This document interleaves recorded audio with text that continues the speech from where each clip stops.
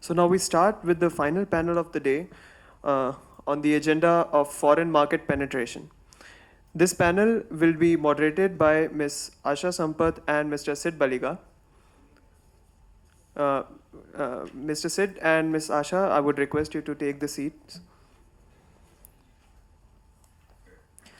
The first panelist we have today is Dr. Satish Raghavendra, Director Analytics at Cognizant. Can we have a round of applause, please? Dr. Satish Raghavendran has over 19 years of research and management experience and has held senior leadership positions in the United States at JP Morgan Chase and Company, American Express, Hibernia National Bank, and at Dell Financial Services. Dr. Satish, I would request you to take the seat, please. Please keep applauding. The next panelist we have is Mr. Joseph John, Director at British Deputy High Commission. Best described as a generalist, his former employers include the UK government, General Electric, Goldman Sachs, Hutchinson, and Travelex. In his current role, he leads on the technology and global business services sectors for Scotland in India. Can we have a round of applause, please? The next panelist we have is Mr. Ashu Agrawal. He has over 12 years of experience in central and state business consultant, venture capital, media, investment, banking, and financial services. He was also one of the first entrepreneurs in the country to work on a mass market money management product before many others. The final panelist we have today is Ms. Komal Jha, Senior Consultant at Deloitte. Madam, please take a seat. Komal is a consulting professional with experience in contributing and leading in project delivery in global healthcare space across South Asia and North American markets. She is a recognized subject matter expert known for building and implementing numerous complex business process management assets to increase productivity for large businesses. I welcome all the panelists again, and I would hand over the stage now to Ms. Asha and Mr. Sid. Thank you very much. Please.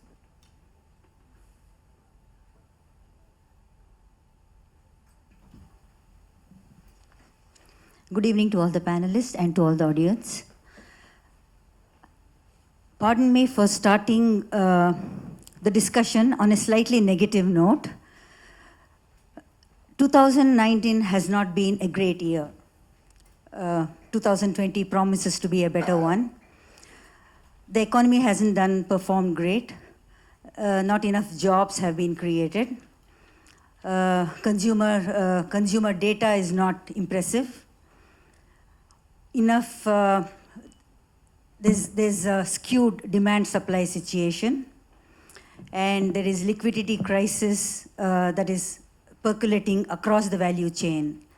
So the demand for goods and services in India are obviously not great. Under these circumstances, I think the logical strategy for any brand would be to explore areas where they can see better potential, like the APAC or the US and the UK. But are the Indian brands exploiting the complete potential that's available overseas in terms of expanding their market share there, or do you think a lot more needs to be done? We can start with Satish, and probably I'd like to throw this to all the panelists.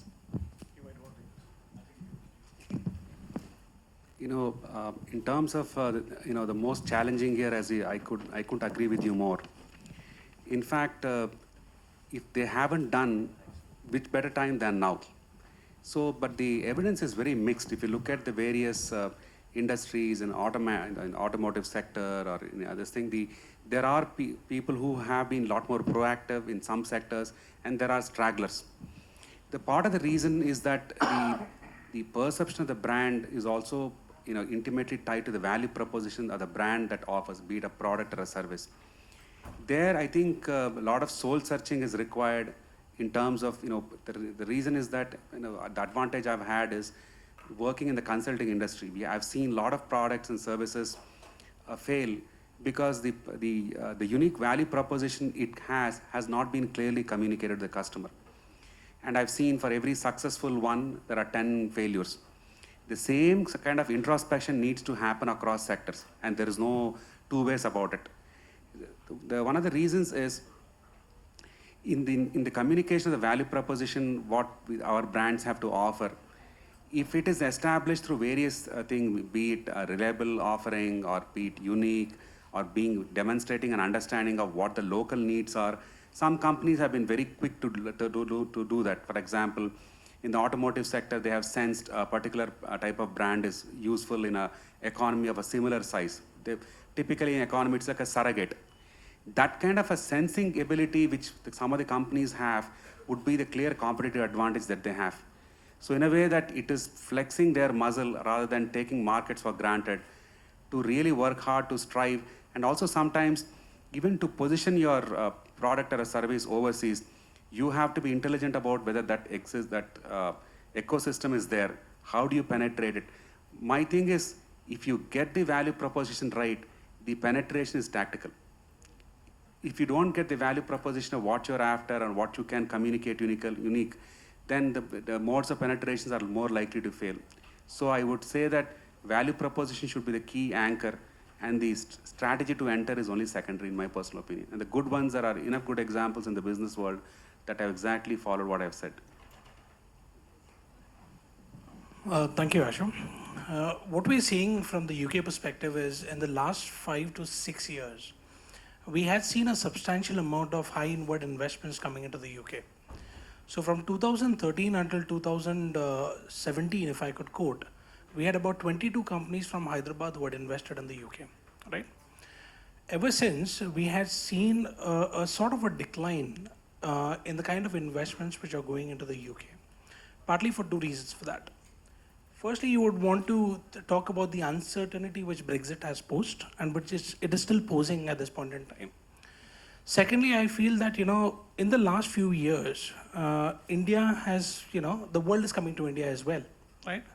The market size is so huge, and then you see a lot of opportunities here as well. So most of the companies do feel that, it might be better for them to stay in India itself, capture the domestic market, and then look at the foreign markets. To answer your question, are the companies looking, or the companies who are already there in the UK market, have they exploited the opportunity to the fullest? I think I can confidently say the answer is no. Because what happens is when you enter into a particular market, you've got to customize your entire, operating plan to suit that particular market. And most Indian companies that we have engaged with, we see that, they haven't been able to optimize that process completely to a great extent to reap the rewards of it.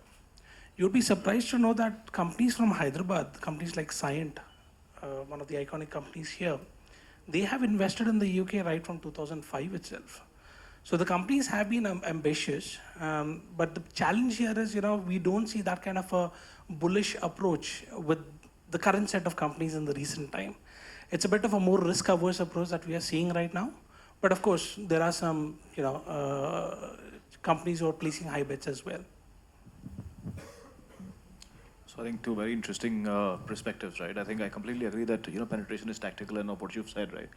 I think so. I work with W Hub and Angel Hub, right? We're essentially investing platform which is based out of Hong Kong and Greater Bay Area, right? We've just entered India. So I think one of the first things, and I will come to answering your question just sort of background, right? So I think one of the few things that we are trying to sort of now do is establish a corridor between India and Hong Kong and Greater Bay Area, right? For startups and businesses from there to come into India, and for Indian businesses to go out and sort of be operating out of there. Now, they're not necessarily large areas. China is a very different kind of a market, a very different palette, right, in terms of how they consume things. It's a slightly more complex market, right? I think what we're really sort of channelizing and what we're prioritizing is capital, right? Because Chinese capital today is looking for higher growth markets and markets with a density which matches their own, right? So I think that's something that we're trying to sort of do. We're trying to sort of put a corridor together, which essentially means that the movement is going to be much faster. Now coming back to your question, which is given the economic and the macroeconomic scenario in India, is this a better alternative to sort of look at international markets? I think when you are a business, right, I think what you're constantly looking for is faster conversion, right? You're essentially looking at momentum in cash flow, right? Even as venture capitalists, when you're looking to sort of invest in a company, we are looking at that as an element, right? How quickly can an engagement translate into consumption, right? Into cash flows. And Western markets, developed markets, largely because of the kind of education that they've had, the amount of disposable that they've had, and so many other macros that sort of go in their favor, have an ability to purchase better, faster. They're not necessarily that the element of inhibition is negligible, right? So they're not necessarily worried about going wrong, which is a very typical Indian trait, right? We want to experience before buying, and we want to negotiate till the last. So I think those are some of the factors that are there, and I think businesses should definitely look at it, right? Now, are Indian businesses doing it to the fullest or not? I think it's a mixed response, right? In certain cases, yes. In certain cases, no. And that is largely, especially in the startup ecosystem, in the early stage ecosystem. I can't really comment about SMEs, MSMEs, and large corporates. I'll not be the right guy to sort of comment about it. I mean, startup ecosystem is where I work. What is happening is, expansion, for example, into the US market is very expensive, right? Even UK, for that matter, is a fairly expensive, region to sort of. Europe is an expensive region to operate out of, right? The problem becomes that we don't have adequate amount of capital, or a higher valuation, which is backing those startups, right? Thus, it becomes very difficult. They become resource constrained to operate in markets like that, right? Where the cost of acquisition is going to be high, your cost of operations is going to be high, so many other things, right? So that is not really factored in, which really handicaps the company to expand into these markets. I think those are some of the key challenges. I think most of the founders who are operating in these, in the startup ecosystem at least, are very clued on to what's happening in the Western world, because that's a very strong reference point, right? That gives us a guiding light and direction, all that. So everybody's privy to it. It's just that the resources don't add up to a point where they can sort of expand into those markets. So I think that's largely one of the reasons. Thank you for those points. And I think most of the important points have been covered by now, but there is one particular point that I would like to emphasize on. And that is like the key challenge that Indian companies face in going to these foreign markets is the trust they inspire in the consumers over these countries. So I was going through a report some time back, and there was a poll done by a selected group for the brands that are coming from India, and for that matter, from Asian markets. And all these brands, like most of these brands, performed poorly on that. So that the trust that we inspire in some of the matured markets in North America and Europe is not that great. And how customers in these markets perceive a brand is by like 4 major factors. First being government, the second being the NGOs in that country, third is media, and the fourth is the business itself. And what was interesting to look at is that when the customers were looking at these particular brands, and their mindset about the country of origin of that brand was majorly influenced by government and least influenced by the business itself. And when they rated these confidence factors, they rated government to be least reliable and the business itself to be most reliable. So it's not just the problem with the business. The ideas are great, the business is great, but the area where we can't compete is the surrounding environmental factor that causes that perception. So thank you. I think I'm picking up 2 points from Komal's points, and Joseph. Joseph had made an interesting point about global, countries coming to India because seeing the domestic demand in India. We have such a big market. And Indian companies not maybe wanting to go overseas because they see a lot of scope here itself. Okay. And obviously about Komal, you said that, there's a perception thing which is coming into play.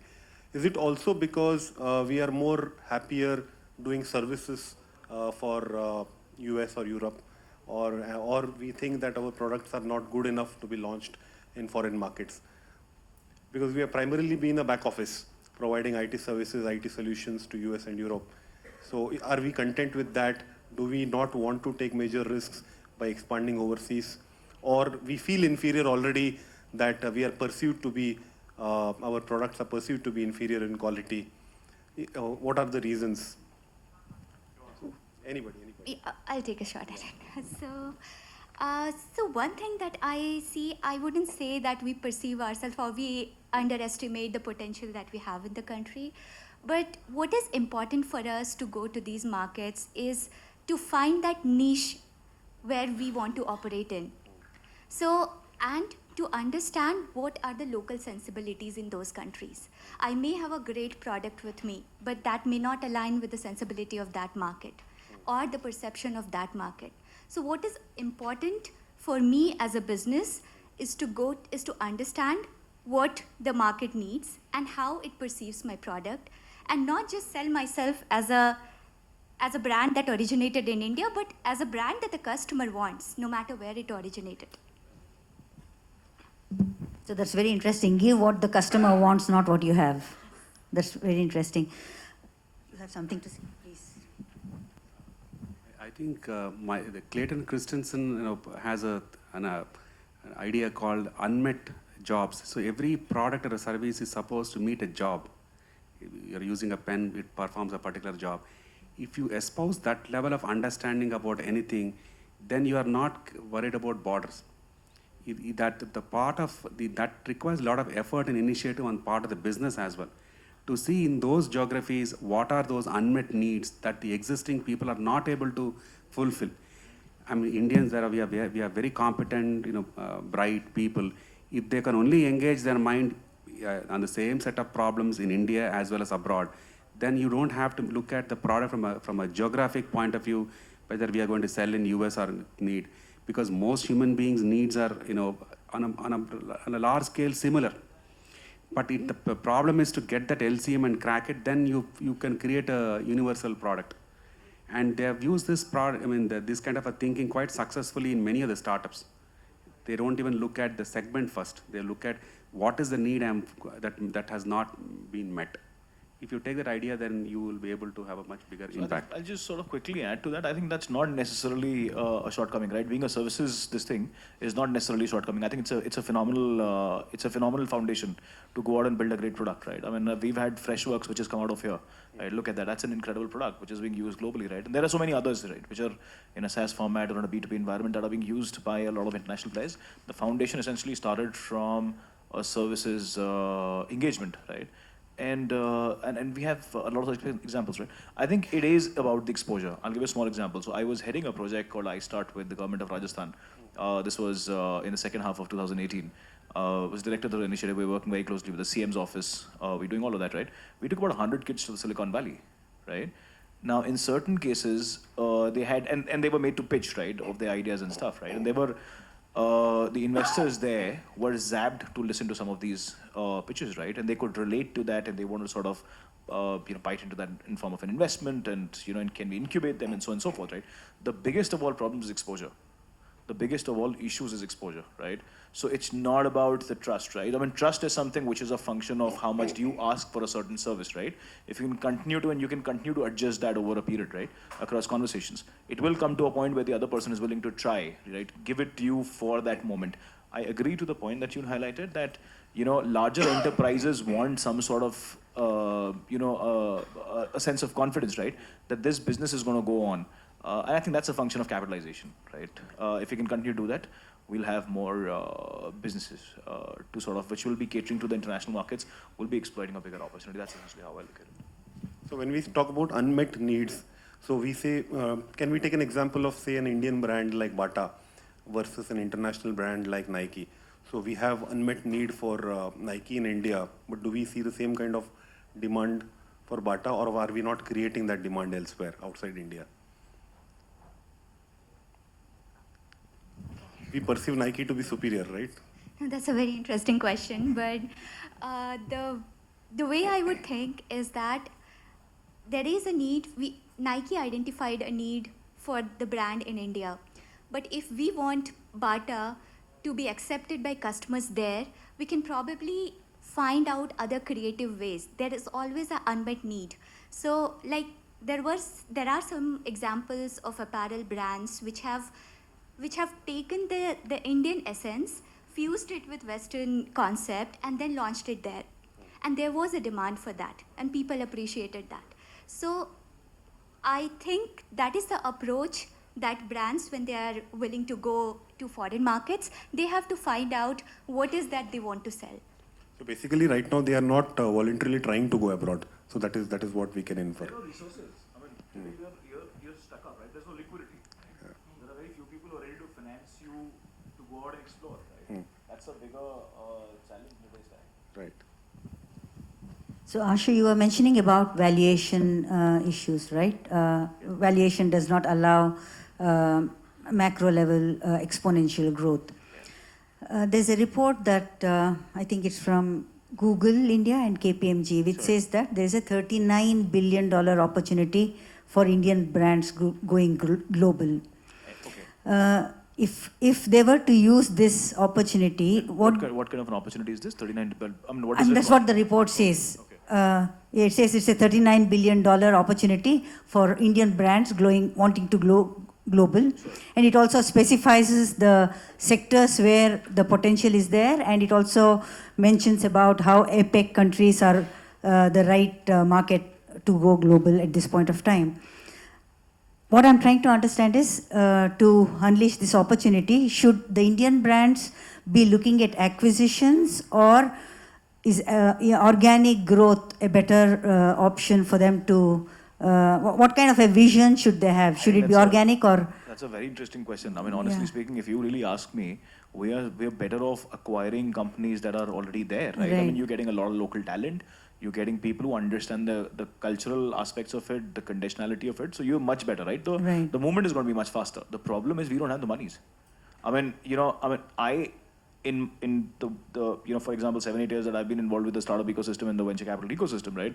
I have not seen a company at an idea stage getting a certain amount of commitment and monies, right?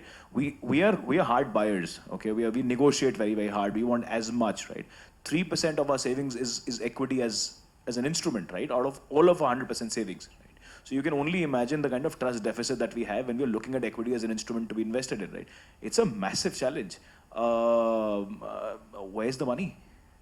The problem is we're not giving higher valuations, unlike West, right? Where there are massive valuations. So even for an inorganic growth, you need financing, right? Our banking system is, again, not a very leveraged banking system, right? We continue to be a managed, controlled banking system, which has also sort of saved us from a lot of aberrations that exist in the market. But those are some real challenges. But I think if startups can continue to sort of buy companies outside, that'll be phenomenal. We've seen auto component companies buying a lot of Eastern European companies, largely from an expansion standpoint. That happened, right? What's currently the status? I don't think it'll be fair to comment right now. But I think Indian entrepreneurs have looked for those opportunities. Problem is financing, right? We are anyway, India is a low market, low margin game, right? We are operating in a commoditized, most of the businesses that we are in are essentially operating in a commoditized zone, right? So your ability to have larger profits is a function of financing which is available, and then over a period, your ability to go out and experiment with other things, right? I think those are some of the complexities that are there that need to sort of be tackled. I think financing is really, really the core issue, and not financing when I say financing from banks, but I think of listing more of public money coming into startup ecosystem, or even the mainstream ecosystem, private equity becoming big. I think those are means of financing that we're looking at. That's the kind of risk capital movement that you're looking at. That has to come at the foundation level, and I think that really sort of is going to help getting to these numbers. Apart from financing, Ashu, do you also think there is a lack of innovation? Not really. Are we repackaging and only innovating business models instead of imitating the West and taking models from there? No, I don't think so. I kind of agree with that. I think it's always good to know. I mean, Sunil Bharti Mittal got into telecom because he was at a certain conference and in CES or some of the other exhibitions that happened, right? That's where his love affair for telecom started, right? So entrepreneurs need to go out. Exposure is very, very important. The good thing today is that it's internet, right? We know pretty much all of the mediums. A lot is being talked about, a lot is being covered. There's social media. You can connect with pretty much anybody and everybody, and you can continue to sort of talk and discuss. So information and availability is not there, right? So I think, are these guys prepared for a global play? Yes, they are, right? I think they need to work in that environment. Some sort of hand-holding has to happen. I think if that can sort of happen, it'll be phenomenal. They will come out with the products. That's how I look at it. Typically, What happens for the venture capital ecosystem, one thing that I can tell you, is that even if you're traveling, right, you go through the net, you'll look at what are the places that you can go to. You'll have a rough itinerary of sorts in place, right? You don't want to be caught up in a situation which is where there's nothing, right? There's no plan, right? You want to plan. So even for the venture capital ecosystem, you're putting money on larger possibilities, but you typically look at some sort of a reference point. I mean, you have to go out and explain to your limited partners, right? So it's not necessarily aping. But I think you look at what's happened in the West. You look at the maturity of the Indian market. You look at the kind of money that is going to be required to build a similar business or the nature of that business, and that's when the money really comes in. So it's not necessarily aping. I'm not going to completely agree with you on that one. Dr. Satish, what's your take on that? My thing is that, for example, I can empathize with smaller companies having those constraints, which are real, not able to scale funding. But what for me is a bigger paradox is if you look at the FMCG industry, the whole Western world talks about the wellness industry. They want organic products. I mean, which country can deliver organic products than us? In the companies like Dab, there are big companies here. They haven't done enough soul searching because they already have in their having a thick margins that is quite alluring and this thing. So they haven't. I think now, because of severe competition, the economists now they will be forced. These are all given cash cows for us. Perhaps we should not become complacent. Then we will become history. I am surprised that if they can, in fact, there are a lot of companies who can take this industry to the next level, partnering with the West, because there's a huge need there. And I think for those companies, they have enough capital, so partnership is the way to go. They can do other things, but there are so many across the world. Even you look at some small countries in South America that sources coffee beans for Starbucks. They proudly announce that we have used organic manure. When they can do it, which is like nowhere in compared to India in terms of economy. Why can't we do it? I'm only putting the question back to our own people. Why are they become complacent? Why are they not hungry to really dominate the world? That's my take on it. So stay hungry. Right. I would like to move to a B2B space and discuss about that. From my own experience, I feel that there are very low entry barriers for intermediary products coming into India. And that's what goes into an end product. Ultimately, we pitch that in the international market. So do you think the perception of quality not being on par with international standards arises from the fact that we have low entry barriers for intermediary products? Or do you think that is really not material impact? Maybe we can start with Joseph. Yeah. That's not really my area of expertise because my primary area is taking Indian companies to invest in the UK. But if I were to give you a comment, I think there is a difference when you look at the services rendered by an Indian company versus the quality of service rendered by a foreign company. And I would say that because we have seen these instances, first-hand experience in the UK itself. What can be done to improve that further is something, hiring local people within the UK operations to improve the efficiency of the organization in some shape or form. I think that would be a stimulant. But otherwise, I think it's not really my area of expertise to comment on that. But I'll just go back on a couple of other points which the fellow panelists have commented as well. Say for example, if the markets were to be really absolutely fine and if there's enough cash in the market and companies, then I think I would like to go back to the point that acquisition is definitely the best route to entry. We've seen a lot of Hyderabadi companies do that, and pan-India as well. We've seen those companies following the acquisition route as well. There was another comment made in terms of financing, right? Most of the entrepreneurs don't understand this, or it's primarily because of their ignorance. Government agencies are willing to help foreign investors to come into their home countries by also providing them with financing options as well, right?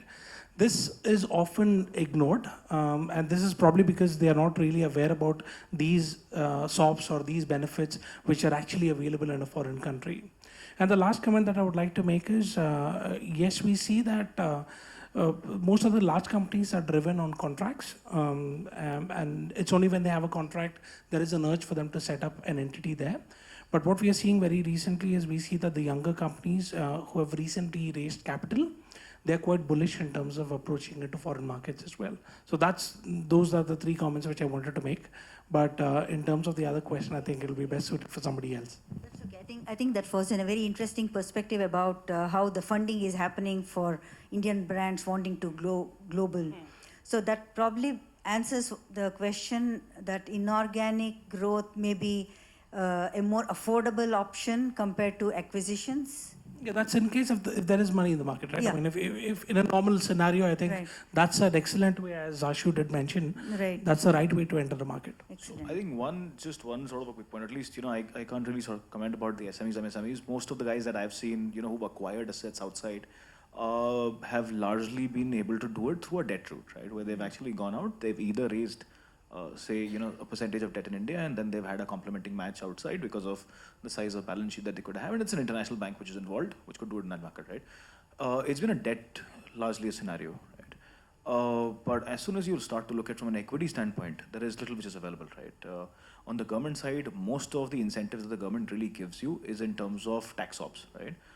They'll possibly give you more, relaxations in terms of, pretty much all of compliances and everything, right?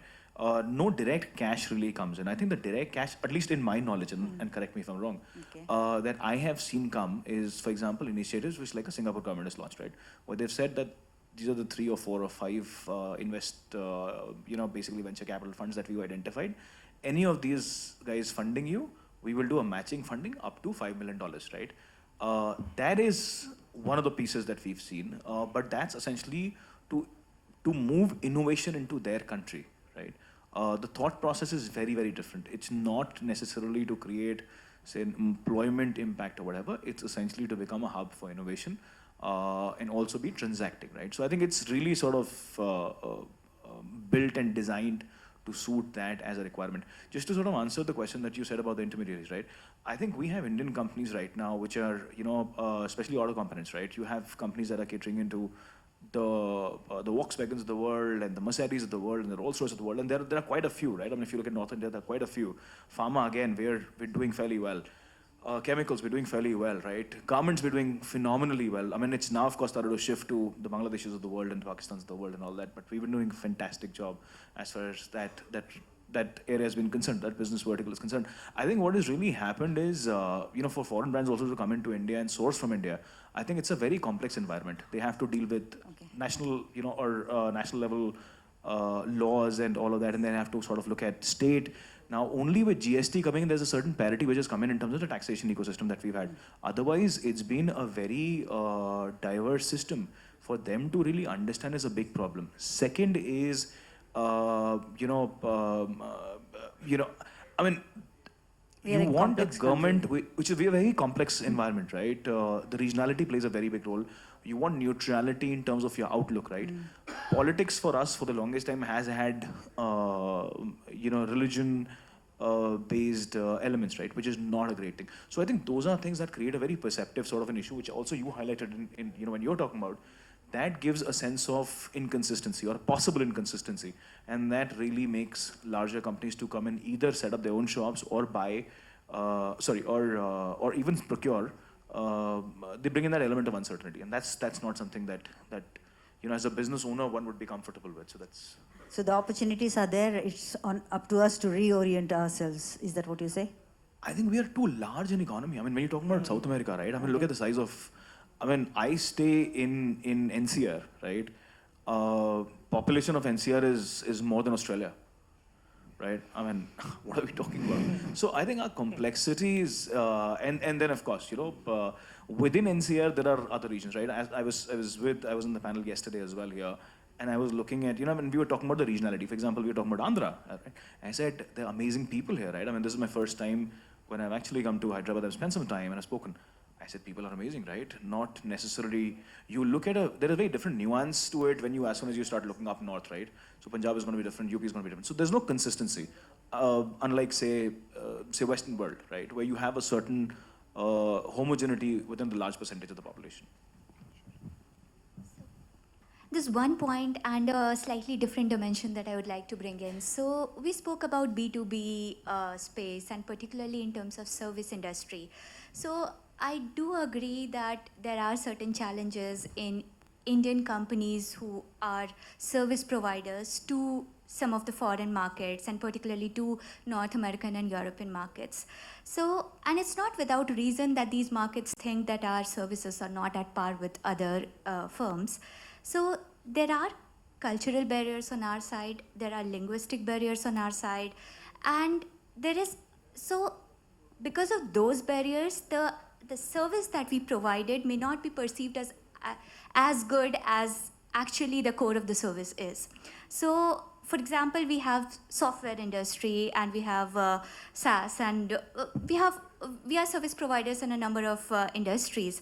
So the communication skill that the large workforce here exhibit. So at times it's not at par with what they expect. And it's a good thing that the companies in India have now started realizing that if they want to compete in those markets, they have to have a pool of resources which are ready for that. They need to have a leadership which is globally minded, and they need to have the employees and the people who are working for it suitable for those roles. Komal, you made two important points regarding linguistic barriers and cultural barriers. Just adding to that, are we also facing barriers on thinking about strategic marketing? I'll give you an example, what I'm thinking about. In India, we still require Shah Rukh Khan to come and promote Byju's education. Okay, so where I don't see any connection why Shah Rukh Khan should promote education and kids should get influenced and log on to Byju's to study mathematics or prepare for IIT JEE. Okay, are we not able to think out of the box, and is that a reason why we are not able to market our products outside? Well, to some extent, yes, but then I would like to quote a very interesting example. So when Marico wanted to expand to some of the West Asian countries with their product, which is in India sold as parachute oil. So in India, if you see a commercial of parachute, you would see a woman with a very beautiful long hairs and like people admiring her. And then when they went to West Asia, they knew that in some of the Arab countries, that is not what they want to show. So they changed their commercial and they still showed a woman with very beautiful hairs, but they showed a child admiring her. So those are the nuances of how you commercialize a product and how you understand that how the market you are going in, and you understand the sensibility of the market. Can I just make a quick comment on that? I recently was with an Israeli panel, right? And all of us know of the challenges that Israel has had for the longest time, right? They aren't the best of English speakers, right? So there is this. It takes them time to sort of process and then respond, right? It's not as fluent. I mean, we actually speak English in possibly the finest sort of way. You'd be surprised how they think, right? I was with this company which is led by a woman CEO, which is phenomenal, right? And this is into robotics, right? You have to look at the passion. Second, you have to look at the brilliance of the product, the way she's been. I mean, the intensity was phenomenal. I have a daughter. My daughter is 7 years, right? I wanted to, just by looking at that product, quick 30 seconds into that product, I wanted to buy that product, right? But and that's I think that's something that we need to have so sort of ingrained within the kids here, right? I think a lot of what we should really do is that these kids got to travel, right? I think they have to look at markets outside. They have to be exposed. I think it's really a function of exposure. I think that'll start to reflect in businesses as well. So I think if exposure can be built, I think that could be phenomenal. Just on your point to Shah Rukh Khan, right? I think I find this particular ad very funny. It's Country Delight Milk, right? And by the end of that advertisement, I don't know if you've heard of that or not. It says an IIT IM alumni venture, right? So they use that to bring in that element of credibility to what they're doing, which is kind of funny. They've been trolled for it, but I think, you constantly looking for reference points, right? Which people can relate with, people can associate with, eventually leads into consumption. I mean, Byju's today is doing 200 crores of revenue every single month. I mean, Shah Rukh Khan, no Shah Rukh Khan, I think it's selling, right? So I think let's look at it that way. So what I gather from this is when we talk of localization, sensitivity to local needs, unmet needs, and local requirements, I think it's not just the product or the service per se, it's also the go-to-market strategies, the branding, the marketing, all of it as a holistic approach has to be localized in order to make a breakthrough. Am I right? Joseph, what sectors do you think Indian brands should be looking at if they were to make better headway into UK, Sure. notwithstanding the Brexit challenge Sure, that will hopefully disappear at some point? Sure. So in the recent years, what we have seen is when I started my career with the British Deputy High Commission, we used to see a mixed bag of investments coming into the UK. And that was predominantly into the life science sector. Dr. Reddy's, Aurobindo, to name a few, from Hyderabad. We had a good mix of technology companies as well. We saw a mix of steel companies who were investing from Hyderabad into the UK as well. Over a period of, I think, 4 years or so, we have seen a dominance in the technology sector, which has been attracting a lot of inward investments into the UK. And it's not just from Hyderabad alone, I'm talking about pan-India. The numbers have risen in the technology space. And I think the reason why it is increased is because, technology, unlike the life sciences sector, you don't have to go through a huge process of, the clinical trials, getting FDA approvals and things like that, right? MHRA approvals for the UK. So I see that's increased phenomenally, the technology side of things. From the Scottish perspective, our primary sectors have been the technology. It's the number one sector that we focus our energies on. The second sector is the financial services sector. And finally, we look after the customer experiences sector. Last year, we were in for a surprise. We saw a phenomenal amount of investment in the hospitality and tourism sector in Scotland, right? We saw Oyo rooms coming into Scotland. We saw the Lulu Group invest in a property for 17 million in Edinburgh. We saw Bharati, we all knew this for quite some time now, that Bharati Mittal's son-in-law has got a significant stake in Gleneagles golf course as well. So we are in for a surprise. That's how we were a bit surprised. But what we feel is, that these are the top 3 sectors for us from a Scottish government perspective, not just for India, for the whole of our operations around the world. But that does not mean that we will not help any other investor in any other sector. But these are the top 3 sectors for us. Very interesting pointers for people wanting to make a headway there. What exactly do you mean by customer experience sector? So we're looking at the contact centers, the business shared services. Right. Yeah. Like the call centers. That's correct. Okay. That's correct. Fine. You want to ask him? Okay, Satish, my next question to you would be about, and we all know that India has a large share of unorganized market. And is that one of the roadblocks for Indian brands not being able to go global? Because a lot of the Indian brands actually outsource the products to the unorganized sector, and then probably that's where the buck stops. They don't take it forward. So is there a possibility that with the recent moves on GST and demonetization, of course we are not seeing a lot of impact of that on the unorganized space. It's still going on. So do you think that could change things in the future in terms of being able to be more global players? Or do you think there are any other improvements that the government has to look at in order to make this happen? See, if you look at the fortune at the bottom of the pyramid, it's massive. But if you look at the stories that we hear in the news, it's only, I would say, rather incomplete or partial. For example, our MNCs would look at micro sachets as a way to promote a product in the bottom of the pyramid. That's only one tip of the iceberg. They have, in my opinion, not capitalized on it fully. They have only found out by making a small quantity that I could sell, have a huge margin and market my product to the people in the unorganized sector with low incomes. But even at their level, there are so many needs that they haven't met. For example, there is one if you look at the Jugaad innovation and all those things, we mention in the passing, but we haven't really spent time thinking about it in a commercial way.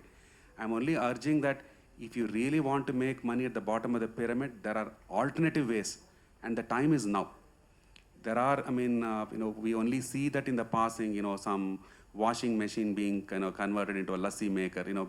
It brings a grin on the face, and a nano being used to till this thing.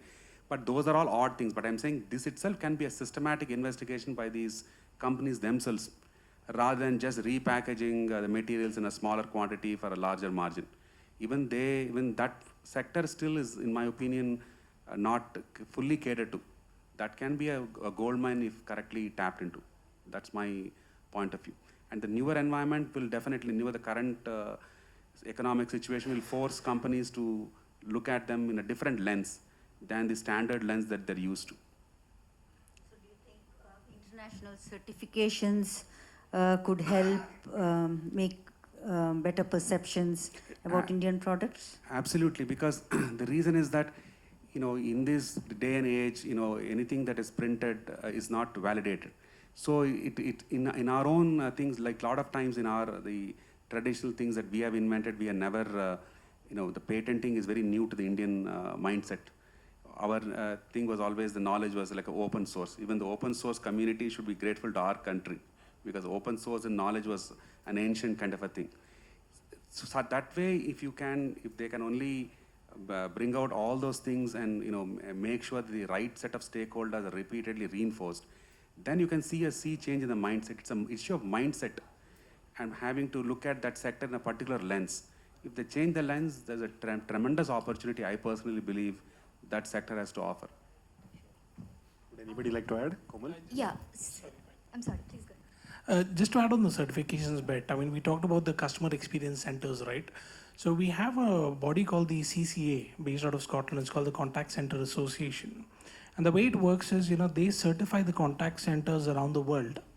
And once you have that certification, the likelihood to get more contracts with that certification is much higher. And we have few companies who are already, on that member list because they see value in getting that certification. So I totally agree with what Sir mentioned right now. No, it's around the world. It's around the world, yeah. So the likelihood of getting more contracts based on certification is much higher. Yeah. Komal? Sorry, I cut you off. Yeah. So I wanted to talk in the context of medical tourism industry in India. So we spoke about organized and unorganized sector. So healthcare is largely an unorganized sector in India. So it's like less than 5% of Indian healthcare is organized, and that is it. Now, when we talk about medical tourism, there are patients who are being referred to India for the purpose because the quality of care that they would get here is at par with the Western world. And the second, there is a huge cost difference between the treatment cost in some of the other countries versus that in India. Now, when a patient is referred from some of these foreign countries to India, the person, the doctor, the physician who is referring that patient to India would look at, the primary thing that he would look at is whether the hospital in India is JCI accredited. And JCI is the accreditation body for hospitals globally. Now, there are very of the 5% that are less than 5% that I spoke about, there is even fewer number of hospitals which are JCI accredited. Now, given the workforce and the medical workforce, the medical expertise in India and the standard of facilities, there are many hospitals in India which provide quality of care at par with those. So there's a huge potential for India to become a medical tourism hub. And the one prominent reason that we have not been able to do so is we have not been able to organize some of those healthcare providers and being able to bring them up and provide them with that accreditation. So I think, yes, that is a major blocker in this sector. Sure. Yeah, sure. I think just sort of a quickly, so accreditation or certification, right, is an expensive process, okay? The biggest of all problems why it's not been adopted or there's a constant delay, all right?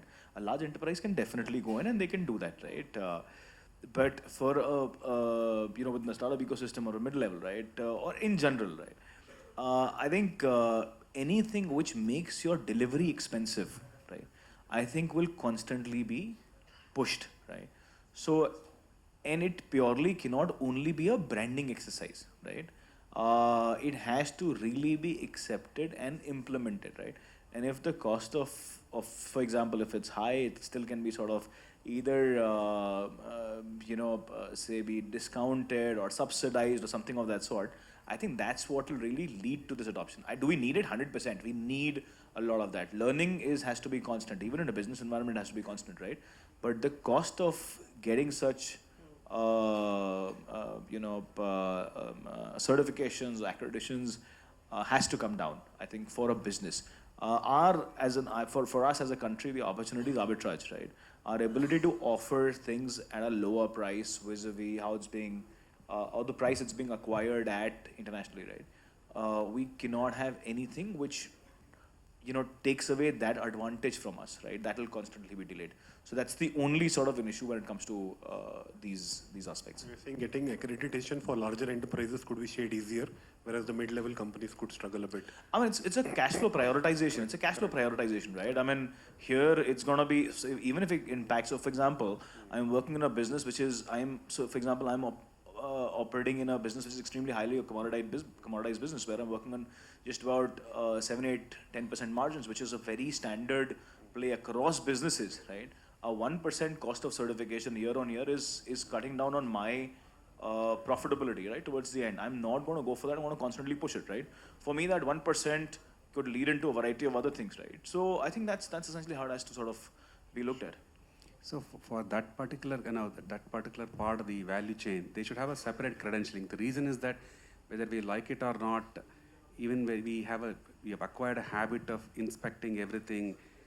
For example, it doesn't contain animal products. Even I've used the same soap 10 years ago, it felt the same, but somehow it seems to feel better reading that. Maybe it's a defect in my thing, but that's the kind of a habit the companies have promoted, that it's almost a credential obsessed society. So you will have to play to that. I mean, a lot of people, companies, zoom in on that little thing. It's not made up of this thing. Even though it is not there, but the fact is seeing, people tend to trust that and it forms that perception. So, yeah. But the thing is that even for the lower thing, they should have an alternative ways to do, instead of having them to do heavy duty scrutiny, an equivalent one, so that they also would have, get a share in the market rather than be left behind. That's my only thing. Something like Dental Association, somebody recommending from USA that this is the right toothpaste, and then we get influenced and... Exactly. Whether we like it or not, it has a subliminal effect on us. Correct, absolutely. Thank you all for your patience. Just to sum up, I think we are all in a global market now, and for Indian brands to go global, I think the way to look at it is it's a double-edged sword. It offers immense opportunities to reach out to a global customer, given the internet penetration and the digitization that's happening. But on the other hand, it also offers stiff competition for Indian brands to be able to make a mark in the global market. So just to list out some of the pointers that our expert panelists have given. One is understand the market, product localization, global leadership, hire people who are tuned to global leadership, develop a risk-averse culture, build trust and credibility to transparency. I think the experts have given more than what we expected in such a short time. We covered so many sectors. It's been pleasant and thoroughly enjoyable. Thank you all so much for sparing valuable time and coming here. One quick comment? Please. I think one quick last sort of a closing comment is, I think most of you are students here. I think my one sort of an advice will be, please look for more and more international internships. Go out and spend time abroad. I think it's very important that you start to do that. There are markets that are clearly ahead of us. I think getting an opportunity to work in those markets are going to, they're going to give you a very different perspective. And I think that's a perspective that India really needs, right? So just look at more and more opportunities for yourself outside. Thank you. Thank you. Thank you for this instructive and interesting discussion. Yeah, sorry.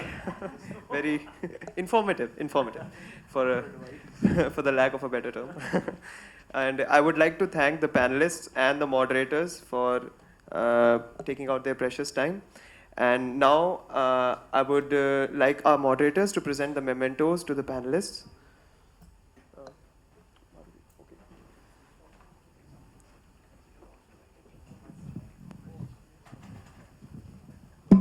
Starting from Dr. Satish. Can we have a round of applause? Mr. Joseph John.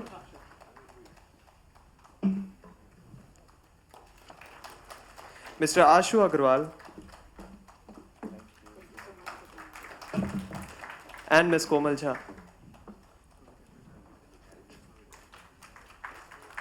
Also, we would like to thank our moderators.